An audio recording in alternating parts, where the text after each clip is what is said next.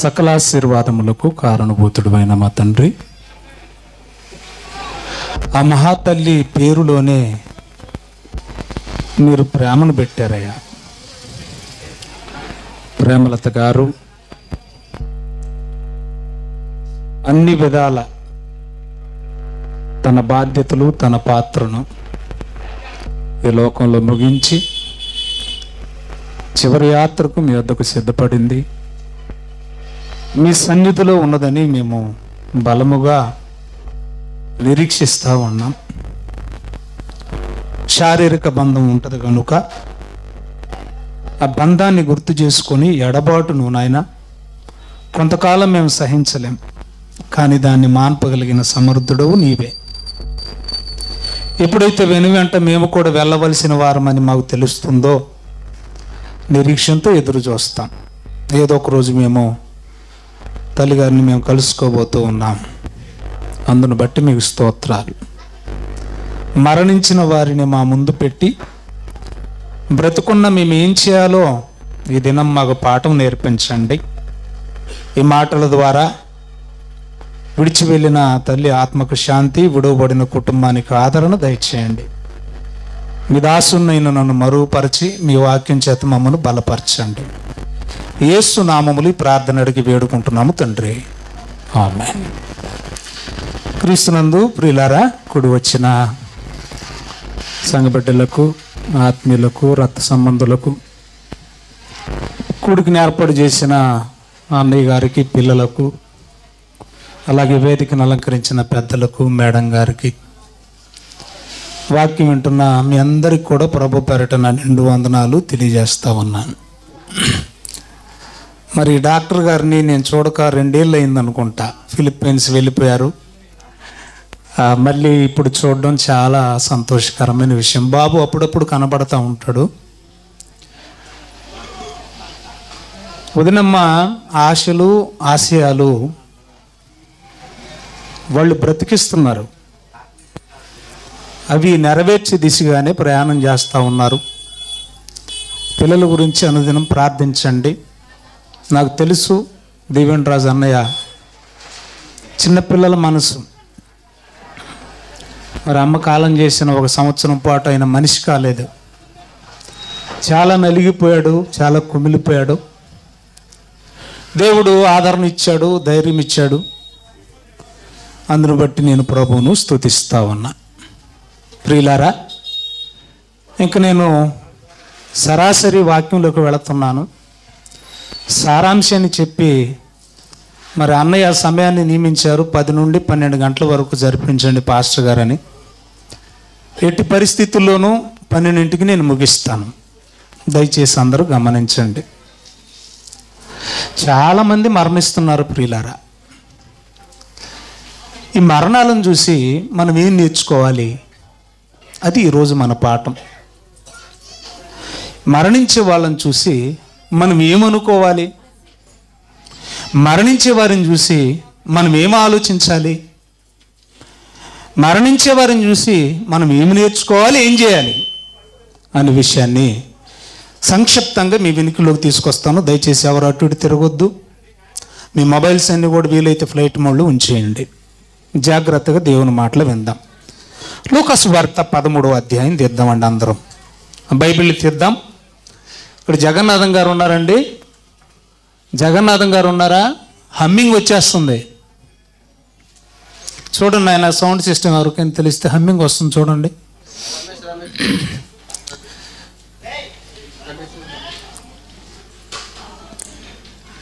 Vice secretary గారు రమేష్ గారు రండి ఒకసారి. ఇది హమ్మింగ్ వస్తుంది చూడండి, సౌండ్ వచ్చేస్తుంది. లూకాసు వార్త అందరం బైబిల్ ఓపెన్ చేద్దామండి, జాగ్రత్తగా విందామండి. 13వ అధ్యాయము 1వ వచనం నుండి చదువుదామండి. పిలాతు గలిలీలైన కొందరి రక్తము వారి బలులతో కలిపి ఉండెను. ఆ కాలమున అక్కడనున్న కొందరు ఆ సంగతి యేసుతో చెప్పగా, బాగా 1 by 1 వర్స్ బై వర్స్ వచనము వెంబడి వచనాన్ని మనం పరిశీలించేద్దాం. హమ్మింగ్ వస్తుందండి చూడండి. అది తగ్గించేయండి, పర్లేదు. ఇది ట్రిపుల్ తగ్గించేయండి, పర్వాలేదు. పూర్తిగా తగ్గించి ఇంకా సెంటర్లో పెట్టండి. రైట్. చూడండి, హమ్మింగ్ రాకుండా చూడండి. ఓకేనా? ఇక్కడ ఏం జరిగిందంటే అసలు సందర్భం ఏంటి అని అంటే, యేసు ప్రభువుతో గలిలీలో ఉన్న ప్రజలు, అమ్మ వింటున్నారా? యేసు ప్రభువుతో గలిలీలో ఉన్న ప్రజలు గలిలీలో జరిగిన ఒక మారణకాండ గురించి ప్రస్తావించారు. గలిలీలో జరిగిన కొన్ని మరణాల గురించి మాట్లాడారు, చెబుతూ ఉన్నారు యేసు ప్రభుకి.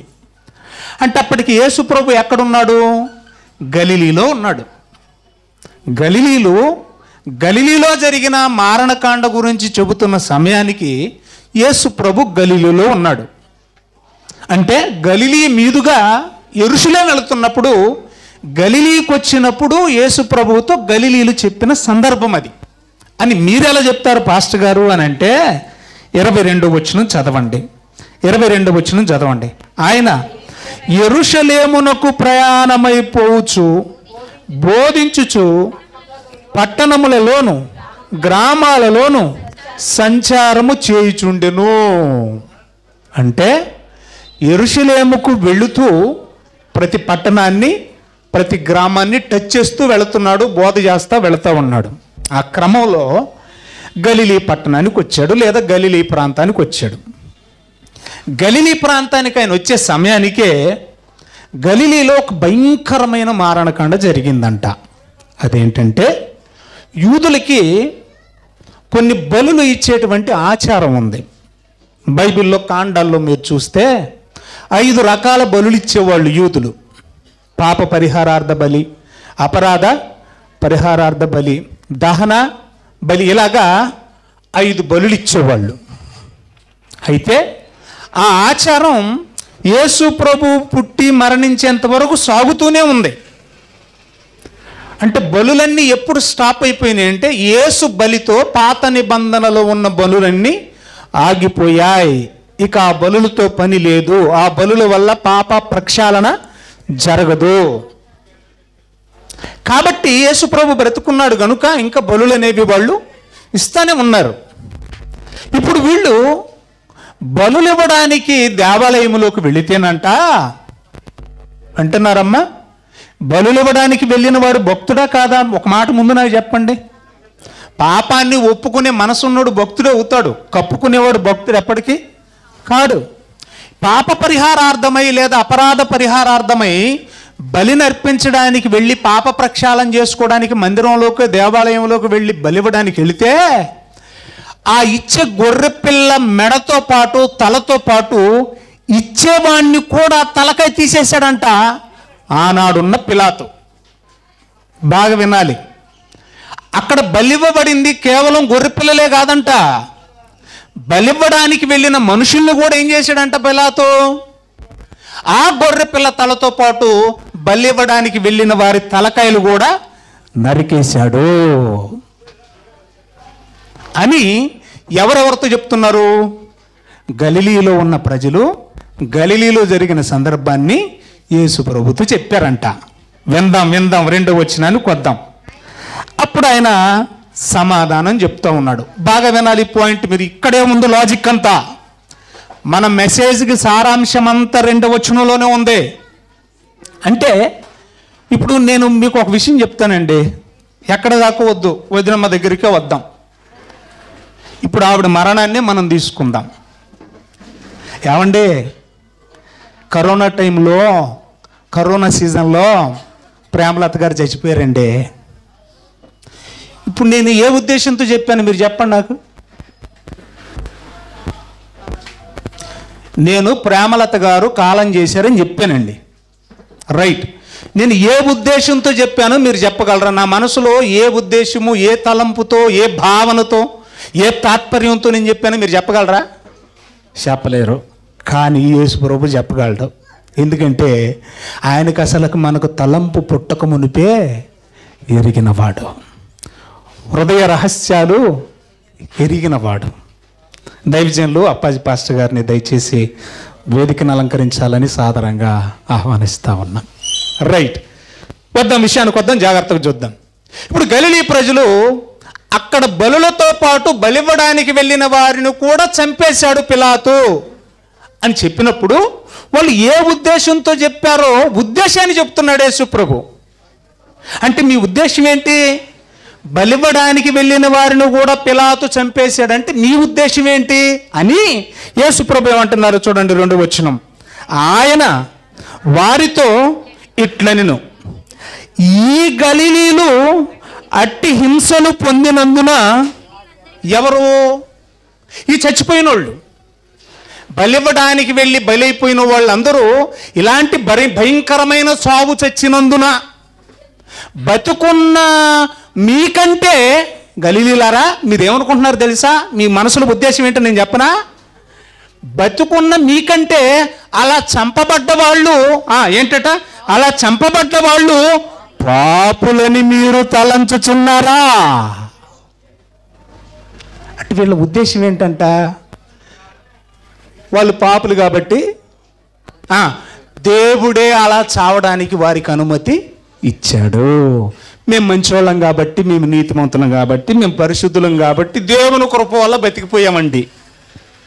ఏమండి వింటున్నారా? వాళ్ళు పాపులు కాబట్టి ఆ గొర్రె పిల్లలతో పాటు వీళ్ళని కూడా నరికేశారు. మేము బతికేస్తున్నామంటే దేవుని కృప వల్ల మేము బతికాం, మేము మంచివాళ్ళం కాబట్టి. అంటే వాళ్ళ ఉద్దేశం ఏంటనేది యేసు ప్రభు చెప్పకనే చెప్పేశాడు. నేటికి కూడా ఇలాంటి ఆలోచనలు ఉన్న మనుషులు లేకపోలేదు.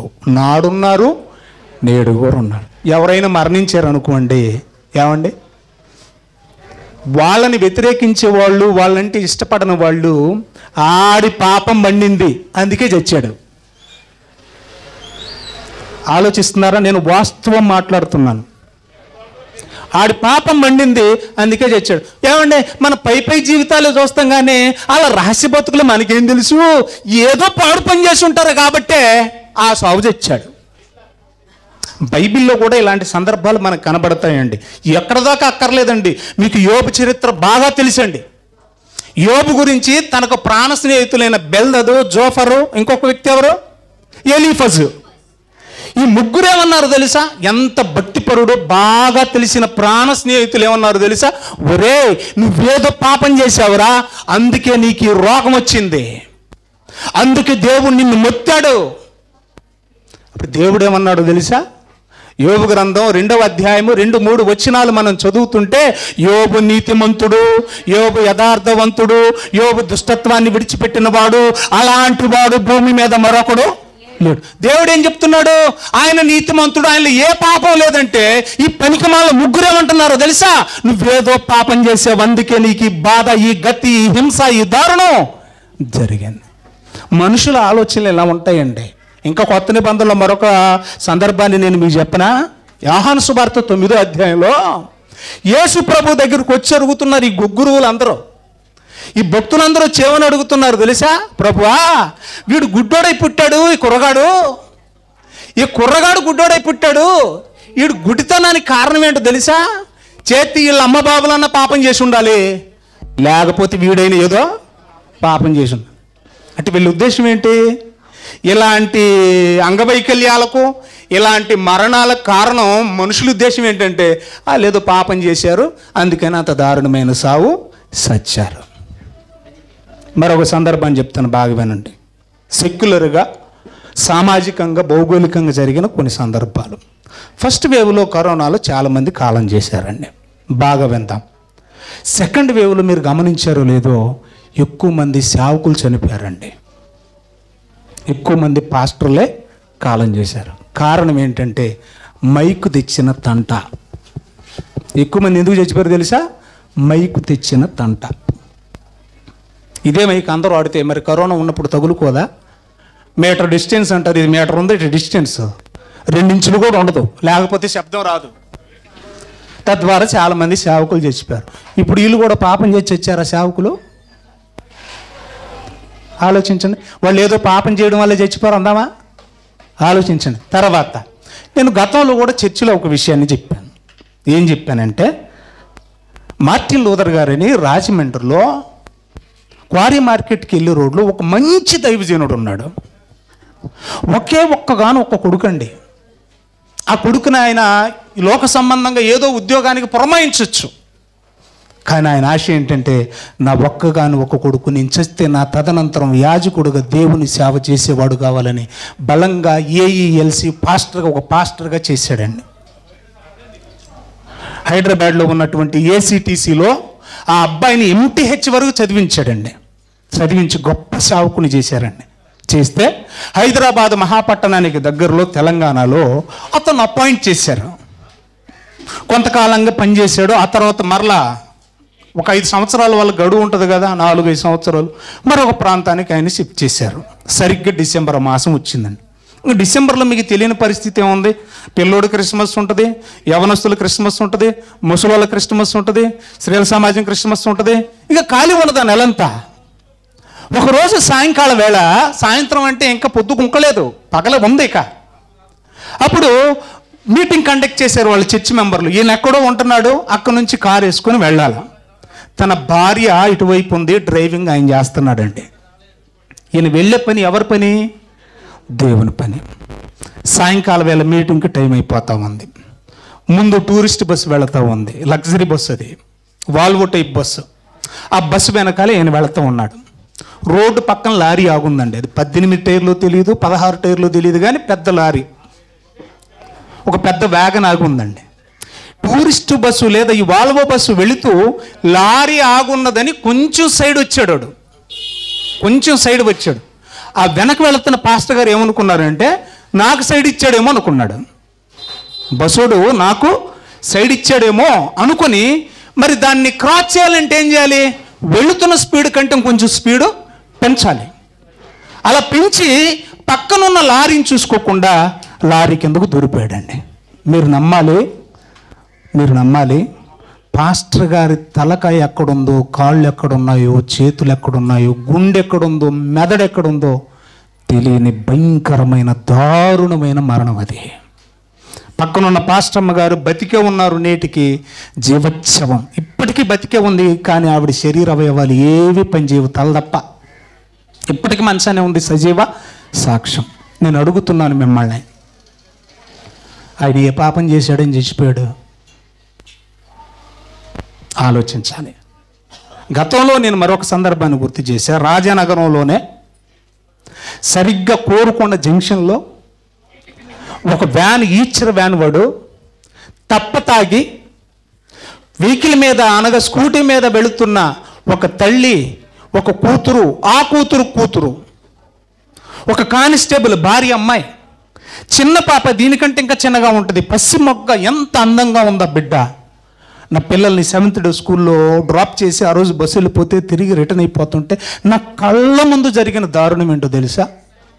వాడు గతి తప్పి మత్తులో స్కూటీ మీదకి వెళ్ళిపోయాడు.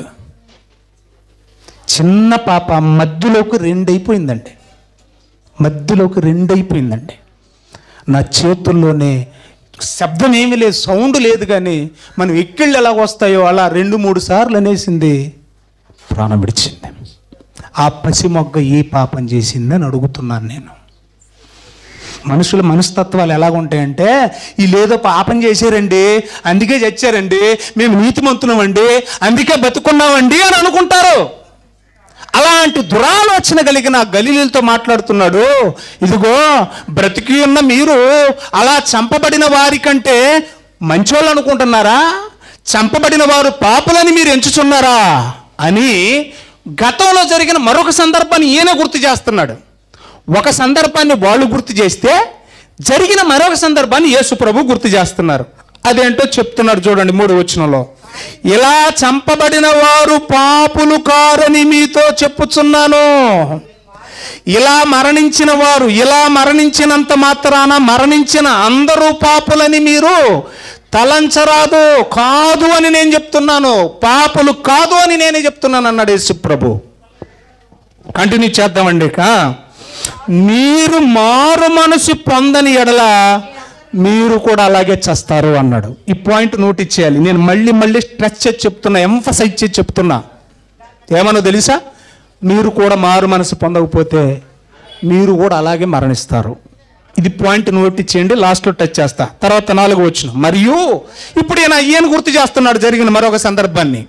ఫస్ట్ వాళ్ళు గుర్తు చేశారు, ఇప్పుడు యేసు ప్రభు గుర్తు చేస్తున్నాడు. ఏమనంటే, మరియు సిలోయేములోని గోపురము పడి చచ్చిన 18 మంది యెరూషలేములో ఇప్పుడు బతికున్న వారందరికంటే అపరాధులని మీరు తలంచుచున్నారా? గలిలీలో జరిగింది, వాళ్ళు పాపం చేశారు కాబట్టి చచ్చారు. మరి సిలోయేములో గోపురము కూలి 18 మంది చచ్చిపోయారు, వాళ్ళు కూడా పాపులు కాబట్టే చచ్చిపోయారు. బతికున్న వాళ్ళు నీతిమంతులని మీరు అనుకొనుచున్నారా? సిలోయేము అనగానే చిన్న సందర్భం చెప్పి నేను ముందుకు వెళ్ళిపోతాను. గుడ్డివాడు వచ్చాడట. అప్పుడు యేసు ప్రభు ఏం చేశాడంటే, నేల మీద ఉమ్మి వేసి ఆ మట్టిని బురదగా చేసి ఆ బురద తీసి కళ్ళకద్ది, నాయనా సిలోయేము అనబడిన కోనేటిలో వెళ్ళి కడుక్కో, కళ్ళు వస్తాయి అన్నాడు. జస్ట్ సందర్భాన్ని గుర్తు చేశా. ఆ సిలోయేములోనట, అంటే అది డెప్త్గా రాయలేదు కాబట్టి లేని దాని గురించి నేను మాట్లాడను.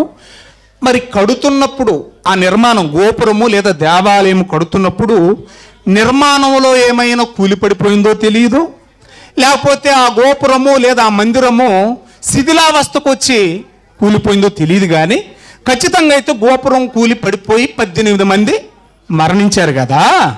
అది కరెంట్ అఫైర్ కదా, అది మీ అందరికీ తెలిసిందే కదా. ఈ గలిలీలో చంపబడ్డ వాళ్ళు పాపులని మీరు అనుకుంటున్నారు, మరి సిలోయేము దేవాలయం కూలిపడి 18 మంది మరణించారు కదా, వాళ్ళు కూడా పాపం చేయడం వల్లే చచ్చారని అనుకుంటున్నారా మీరు అని ఏమన్నాడు? మళ్ళీ కంటిన్యూ చేస్తున్నాడు చూడండి. అని తలంచుచున్నారా? వాళ్ళు పాపులు కారు, పాపం చెయ్యబట్టే మరణించారు అని మీరు అనరాదు. వాళ్ళు పాపులు కారని నేను మీతో చెప్పుచున్నాను అని పాయింట్ మళ్ళీ రిపీట్ చేశాడు. అదేంటంటే, మీరు కూడా మారు మనసు పొందకపోతే మీరు కూడా అలాగే చేస్తారు అన్నాడు. బాగా వినండి, ఇక్కడ నా మాట ఒక్కసారి జాగ్రత్తగా నోటిచ్చి. అంటే యేసు ప్రభు ఉద్దేశం ఏంటండి? వాళ్ళు చచ్చిపోయిన వాళ్ళు పాపులు కాదని ఆయన చెప్తున్నాడు. అవునంటారా కాదంటారా? మాట్లాడండి ఏదో ఒకటి. చనిపోయిన వాళ్ళు పాపులు కాదన్నది ఎవరు? యేసు ప్రభు. మరి పైపిచ్చేమంటున్నాడు, మీరు కూడా మారు మనసు పొందకపోతే అలాగే చేస్తారంటున్నాడు. అంటే వాళ్ళు మారు మనసు పొందకపోవడం వల్ల అలా చచ్చిపోయారా? నా మాట మీకు ఎక్కుతుందా? ఇప్పుడు మరణించిన వాళ్ళు నీతిమంతులే, వాళ్ళు ఏ పాపం చేయలేదు, మీరు అలా అనుకోవద్దు అన్నది ఆయనే. మళ్ళీ బతికున్న వాళ్ళకి ఏమని చెప్తున్నాడు? మీరు కూడా మారు మనసు పొందకపోతే అలాగే చచ్చిపోతారు అంటున్నాడు. 2 సార్లు అది రిపీట్ చేశాడు. రైట్. అంటే మారు మనసు పొందకపోతే మీరు కూడా అట్నే చచ్చిపోతారంటే ఇప్పుడు చచ్చిపోయిన వాళ్ళు మారు మనసు పొందక అలా చచ్చిపోయారా? మరి ఏంటి, దాన్ని ఎలా రిసీవ్ చేసుకోవాలి మనం? దాన్ని ఎలాగ అర్థం చేసుకోవాలి? ఇప్పుడు జాగ్రత్తగా వివరణ ఇస్తాను, వినండి. యేసు ప్రభు ఉద్దేశం ఏంటంటే, బ్రతుకున్న మీరు మంచోళ్ళని, చచ్చిపోయిన వాళ్ళు ఎప్పుడు పాపులని అనుకోవద్దు. First thing. అలాగని గతంలో కూడా నేను జడ్జిమెంట్ అనే టాపిక్లో మాట్లాడేటప్పుడు మరణించిన వాళ్ళ గురించి మంచోళ్ళు చెడ్డోళ్ళని తీర్పు తీర్చే హక్కు బతుకున్న ఏ మనిషికి లేదు. అంటే ఇప్పుడు గలిలీలో తీర్పు తీరుస్తున్నారు. ఏమో తెలుసా? వాళ్ళు చచ్చారంటే వాళ్ళు పాపిష్టి పని చేశారు, మేము బతికామంటే మంచోళ్ళం కాబట్టి బతికామని మీరు ఎలా జడ్జిమెంట్ ఇస్తున్నారు? మరణించిన వారి గురించి తీర్పు తీర్చే హక్కు మీకుందా? ఒక వ్యక్తి మరణించిన తర్వాత పాతాళానికి వెళ్ళాడా, పరలోకానికి వెళ్ళాడా, నరకానికి వెళ్ళాడా, స్వర్గానికి వెళ్ళాడా మీకు తెలుసా? తెలీదు. అంటే ఇప్పుడు మనకి తెలియని దాని గురించి ఏం చేయకూడదు? మాట్లాడకూడదు. మీరు ఎందుకు మాట్లాడుతున్నారు? వాళ్ళ గురించి మాట్లాడితే గీట్లాడితే నేను మాట్లాడాలా? ఎందుకంటే తీర్పు తీర్చవలసిన వాడును నేను. మృతులకు తీర్పు తీర్చేవాడిని ఎవరిని? నేను. మీరెందుకు మాట్లాడుతున్నారు మరణించిన వాళ్ళ గురించి? మరి వాళ్ళు ఎందుకు చచ్చిపోయారండి అలాగా అని అంటే దానికి ఆన్సర్ బైబిల్లో ఉంది. ఏముందో ఒకసారి ఇప్పుడు మనం చూద్దాం. వాళ్ళు ఎందుకు మరి అలా చనిపోయారు? వాళ్ళు ఎందుకు మరి మనకంటే ముందు చనిపోయారు? ఏమండి, అలాంటి ప్రశ్న అడుగుతుంటే వాళ్ళెందుకు మరి అలాంటి చావు చచ్చారంటే ఇక్కడ ఒక విషయం నోట్ ఇచ్చేయాలి మీరు దయచేసి. భూ సంబంధంగా శరీరంలో ఉన్న అవయవాలన్నీ చిందరమై పడిపోయి తెగిపోయి చనిపోయినా మనం అయ్యో బాబాయ్ మనం చూడలేమండి అని నీకు అనిపించవచ్చు, కానీ దేవుడు కనిపించదు అలాగా. ఎందుకో తెలుసా? దేవుడికి ఎంత చిందరం అయిపోయినా అది మట్టి. ఈ దేహం ఏంటి దేవుని దృష్టిలో? ఇది మట్టి. దేవుడు దానికి నియమించాడు నియమం ఏంటట? మట్టి తిరిగి మట్టికే. అది చిందరమైందా, సీకిపోయిందా, తెగిపడిపోయిందా అవి చూడ్డా ఆయన. కాబట్టి అది అయ్యో ఇంత చిత్రవద, ఇంత భయంకరమైన చావాన్ని కనిపించవచ్చు, కానీ దేవుడు దాన్ని రిసీవ్ చేసుకోడు. ఒకటి. రెండు, బాగా వయసులో ఉన్నారు, ఆరోగ్యంగా ఉన్నారు, ఇలాంటి సావు ఎందుకు చచ్చారని అంటే దానికి బైబిల్లో సమాధానం ఉంది. అదేంటి ఇప్పుడు మనం చూస్తున్నాం. యెషయా గ్రంథం 57వ అధ్యాయం మొదటి వచనం. యెషయా గ్రంథం 57వ అధ్యాయము మొదటి వచనం చదువుతాం. నీతి మంతులు నశించుట చూసి, ఇందాక నేను చెప్పిన సందర్భాన్ని ఒకసారి రిపీట్ చేస్తున్నాను. గలిలీలో ఉన్నవారు కానీ, సిలోయములో ఉన్నవారు కానీ, లేదా గలిలీలో మరణించిన వారు కానీ కత్తివాతనబడి సిలోయములో గోపురం కూలి మరణించిన 18 మంది కానీ వాళ్ళు ఎవరని చెప్పారు? యేసు ప్రభు పాపులు కాదన్నాడు. పాపులు కాదన్నప్పుడు ఆటోమేటిక్గా ఎవరై ఉంటారు? వాళ్ళు నీతిమంతులే. అలాంటి నీతిమంతుల గురించి మాట్లాడుతూ యెషయా గ్రంథంలో పరిశుద్ధాత్మ ప్రేరణతో ఏం చెప్తున్నాడు చూడండి భక్తుడు. నీతిమంతులు మరణించుట చూచి ఎవ్వరు కూడా ఎందుకు చనిపోయారు, ఎందుకు చనిపోవలసి వచ్చిందని ఎవడు దేవుని మనసు ఆలోచించట్లేదు. వీళ్ళు జడ్జిమెంట్ ఇచ్చేసుకుంటున్నారు. పాపం చేశారు కాబట్టి చచ్చారు, పాపం పండింది కాబట్టి పోయారు అనుకుంటున్నారు తప్ప వాళ్ళు మంచోళ్ళ చెడ్డోళ్ళ, దేవుడు ఎందుకు ఇంత తొందరగా తీసుకెళ్ళిపోయాడు, దేవుడే తీసుకెళ్ళాడా, వీళ్ళు స్వయంకృత అపరాధం అని చెప్పి ఎవడూ ఆలోచించడం లేదు. భక్తులైన వారు, అది మ్యాటరు. చావు ఎలాంటిది అనేది నో మ్యాటరు. అర్థమవుతుందా? దేవుడు నాకు నియమించిన చివరి దినాన నేను ఎలా మరణించానా అనేది అనవసరం. కుర్చీలో కూర్చొని చచ్చిపోయానా, మంచంలో పడుకొని చచ్చిపోయానా, బాత్రూమ్కి వెళ్ళి చచ్చిపోయానా, ప్రయాణంలో యాక్సిడెంట్ అయ్యి చచ్చిపోయానా, గుండె పోటు వచ్చి చచ్చిపోయానా, ఈ అనవసరం. కానీ ఇక్కడ ఏమంటున్నాడు తెలుసా? చనిపోయిన భక్తుల్ని దేవుడే ఏం చేస్తున్నాడట? దేవుడు తీసుకెళ్తున్నాడట. పాపం పండి చచ్చారంటలేదు. నీతిమంతుల్ని భక్తుల్ని ఏం చేస్తున్నాడట? దేవుడే తీసుకెళ్తున్నాడట. ఎందుకు దేవుడు ఇలాగ తీసుకెళ్తున్నాడంటే మనకంటే ముందుగా, వింటున్నారా? ఎందుకు తీసుకెళ్తున్నాడంట దేవుడు? మనం ఏమనుకుంటున్నాం? పాపం చేశారు కాబట్టి చచ్చారు.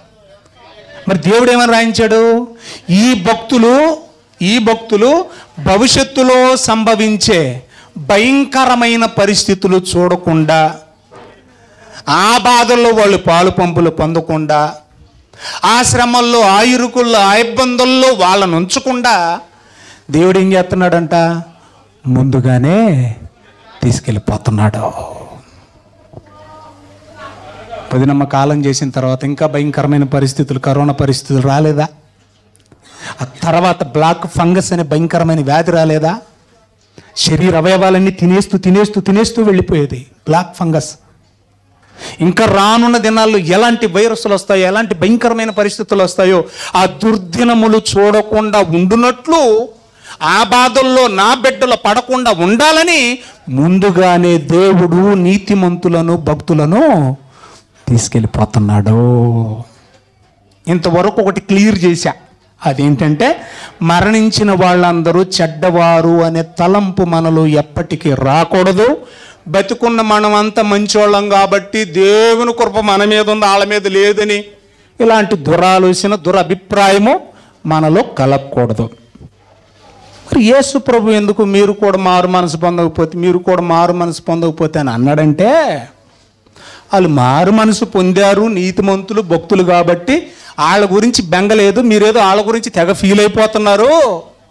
మీరు మంచోళ్ళని చెప్పి మీకు మీరే సర్టిఫికేట్ ఇచ్చుకుంటున్నారు.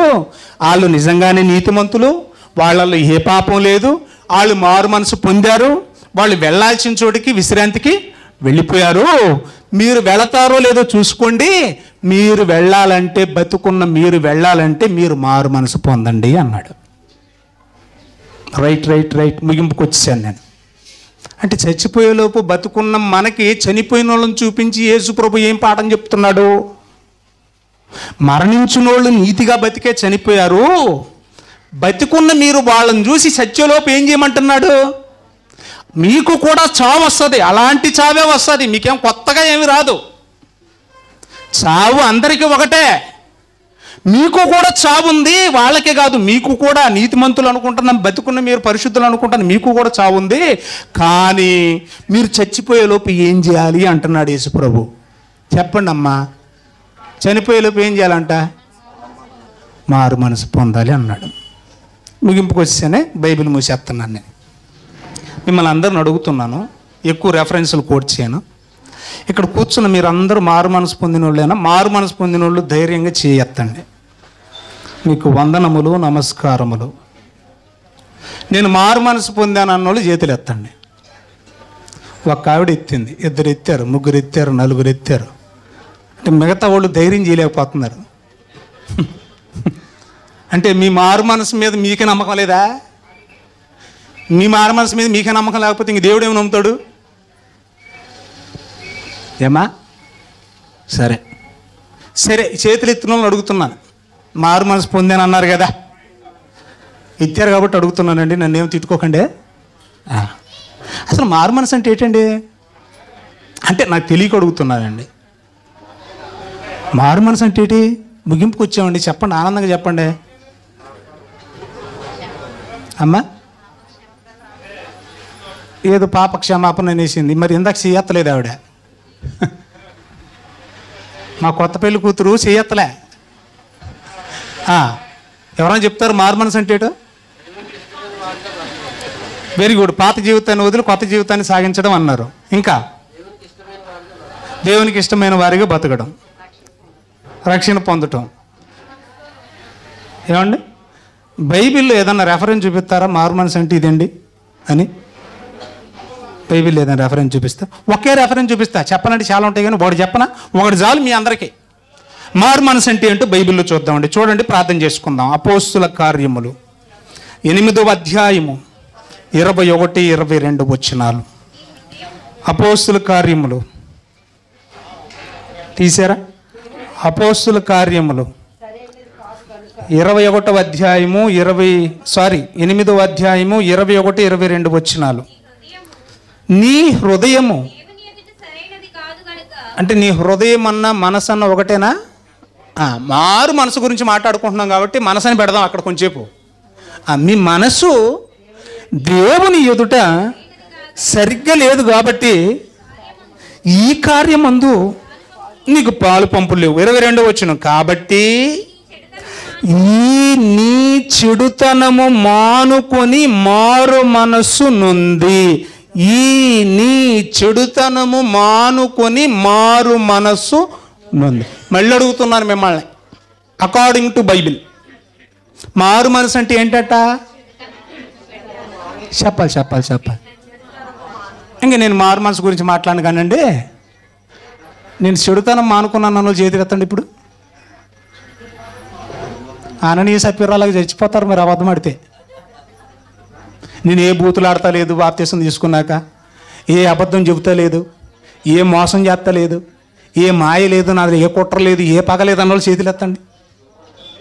ఉండరు కదా ఎవరు? రైట్. మరి మారు మనసు పొందేమంటున్నారు? చెడుతనం మానలేదంట, కానీ వీళ్ళందరూ ఎవరట? వీళ్ళు మారు మనసు పొందాం కానీ చెడుతనం మానలేదు. అసలు మారు మనసు అంటే ఏంటమ్మా? బ్రతుకున్న వారులారా మీకు నమస్కారం. మారు మనసు అంటేనట చెడుతనం మానుకోవడం. ఇందాక సోదరి ఇలా పోతా చెప్పింది. పాత జీవితాన్ని విడిచిపెట్టి క్రొత్త జీవితాన్ని ప్రారంభించడమే మారు మనసు. ఈ చెడుతనం ఎలా పోద్దంటే అది యేసు రక్తంలో, సిలువ రక్తంలో, కల్వరి పవిత్ర రక్తంలో కడుక్కుంటేనే పోద్ది. నీవు నమ్మిన ఎడల బైబిల్ చెబుతుంది యోహాను మొదటి పత్రికలో 1:7 మనం చూస్తే, మనము మన పాపాలు ఒప్పుకుంటేనట, మన పాపాలు దుష్టత్వాన్ని చెడుతనాన్ని ఒప్పుకొని విడిచిపెట్టడానికి ఇష్టపడితేనట ఆయన నమ్మదగిన వాడు, నీతిమంతుడు, మన ప్రతి పాపమును క్షమించి ఆయన రక్తంలో కడిగి మనల్ని ఏం చేస్తాడట? పవిత్రపరుస్తాడు. కాబట్టి మరణించులోపు మనం చేయవలసిన పని ఏంటంటే చనిపోయిన వాళ్ళ గురించి జడ్జిమెంట్లు ఇవ్వకుండా అసలు మనకు మనం ఎలాగున్నాం? బతుకున్న మనం నీతిమంతులుగా బతుకుతున్నామా? చెడుతనాన్ని విడిచిపెట్టామా? మారు మనసు పొందామా? దేవునికి ఇష్టలుగా మనం బ్రతుకుతున్నామా? మనం కూడా ఏదో ఒక రోజు అలాగే మరణించాలి కదా. అసలు ఆ మరణానికి మనం సిద్ధపడుతున్నామా? మరణించాలని చూసి ఏమి నేర్చుకుంటున్నామండి మనం? కాబట్టి మరణము అందరికీ వచ్చును. ప్రసంగి 7:2 మనం చదువుకున్నాం. మరణానికి కులము, మతము, వర్గము, భేదము, మరణానికి ఆడ మగ, ఏమండి, మరణానికి పొడవు పొట్టి, మరణానికి రంగు రూపు, మరణానికి అధికారం పదవి, మరణానికి ఉన్నోడు లేనోడు, అసలుకి దానికి పక్షపాతమే లేదు. మరణం అందరికీ వచ్చును. అయితే క్రైస్తవులుగా మనం ఏం చేయాలంటే మరణించే ముందు మారు మనసు పొందామా? యేసు ప్రభు ఆ రోజు ప్రశ్నించాడు, చచ్చిపోయిన వాళ్ళ గురించి జడ్జిమెంట్ ఇచ్చే మీరు కూడా ఒకరోజు చచ్చిపోతారు. చచ్చిపోయే ముందు మీకు మారు మనసు ఉందా? మారు మనసు లేకుండా మరణిస్తే మరీ తిరిగి రాని లోకమైన పాతాళానికి జారిపోతారు. జాగ్రత్త, సిద్ధపడండి అని హెచ్చరించాడు. కనుక ప్రియులారా, మనమందరం కూడా ఆయన పిలుపు కొరకు ఎదురు చూద్దాం. విడువబడిన వారి గురించి ఎవరో కూడా చెడ్డగా మాట్లాడకండి. ఎందుకంటే ఆ జడ్జిమెంట్ ఇచ్చే హక్కు దేవుడు మనకి ఇవ్వలేదు. బతికొండగానే నీతిగా బ్రతకమని చెప్పమన్నాడు తప్ప చనిపోయిన వాళ్ళ గురించి వాళ్ళట్ట వీళ్ళెట్టని మాట్లాడుకునే హక్కు మనకు లేదు. ఆ తీర్పు తీర్చే అధికారం దేవుడు మనకి ఇవ్వలేదు. బ్రతికుండగా మన బ్రతుకులు దిద్దుకుందాం, మారు మనసు పొందుదాం, దేవునికి ఇష్టలుగా బ్రతుకుదాం. ఈ లోకాన్ని విడిస్తే దేవుని పిలుపంటూ మనకు వస్తే ధైర్యంగా మరణించి ప్రభు సన్నిధికి వెళ్ళిపోదాం. అట్టి కృప దేవుడు మనకు అనుగ్రహించునుగాక. ఆమేన్. కళ్ళు మూసుకొని తలలు వంచండి. చెప్పబడిన వాక్యపు ఫలింపు కొరకు, కుటుంబ ఆదరణ కొరకు, జరగబోయే ప్రేమ విందు కొరకు మన మధ్యలో ఉన్న దైవ సేవకులు అప్పాజీ పాస్టర్ గారు ప్రార్థన చేస్తారు. చివరిగా నేను దీవెనలు ఇస్తాను. ముగించుకుందాం.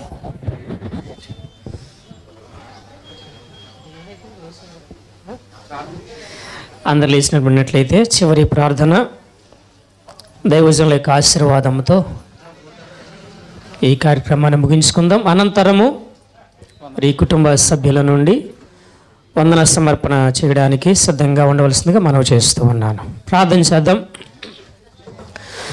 పరిశుద్ధుడా, ప్రేమగల తండ్రి, నీ ఘనమైన నామమునకు వందనాలు, స్తుతులు, స్తోత్రాలు నాయన.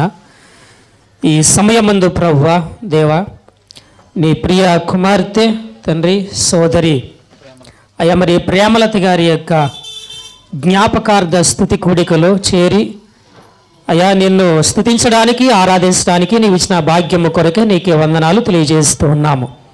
దేవా, మరణము అనేది అందరికీ సంప్రాప్తించేదే.